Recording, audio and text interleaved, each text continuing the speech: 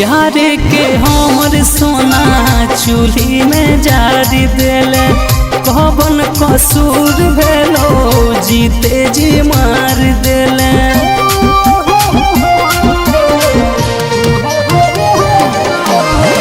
प्यार के हमर सोना चूल्ही में जारी देले कौन कसूर भेलो जीते जी मार देले। हमरो फसैले हो बरयरबो के फसैले गे हमरो फसैले हो बरयरबो के फसैले गे। एक गो दिलवा में दूगो बसैले गे एक गो दिलवा में दूगो बसैले गे। हमरो फसैले बरयरबो के फसैले गे एक गो दिलवा में दूगो बसैले गे एक गो दिलवा में दूगो बसैले गे।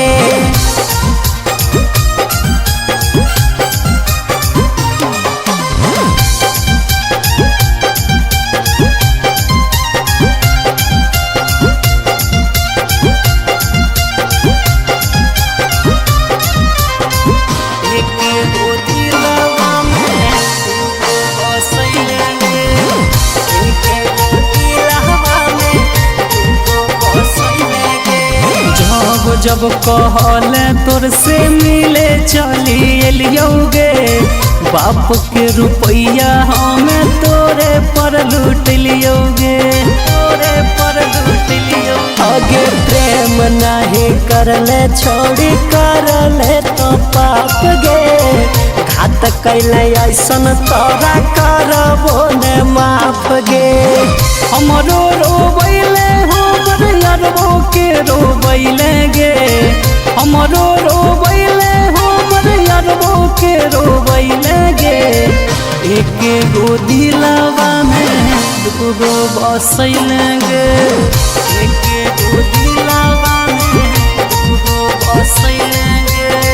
हमरो रोबैले बरयरबो के रोबैले गे एक गो दिलवा में दूगो बसैले गे एक गो दिलवा में दूगो बसैले गे।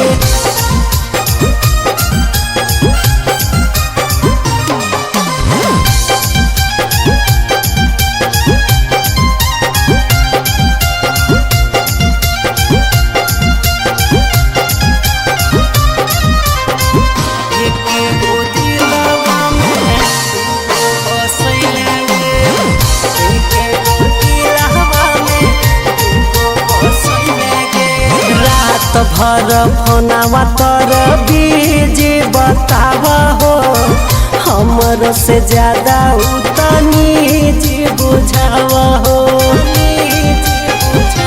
हे गई चौके में छोड़ी देले होले मगरूर गे हो तो चूर चूर तोरो रूप के गुरूर गे। बड़ी सतहले जान बड़ी तड़पैले गे मुरली पर भाकर के तो बूढ़ा बक बनैले गे एक गो दिलवा में दूगो बसैले गे एक गो दिलवा में दूगो बसैले गे।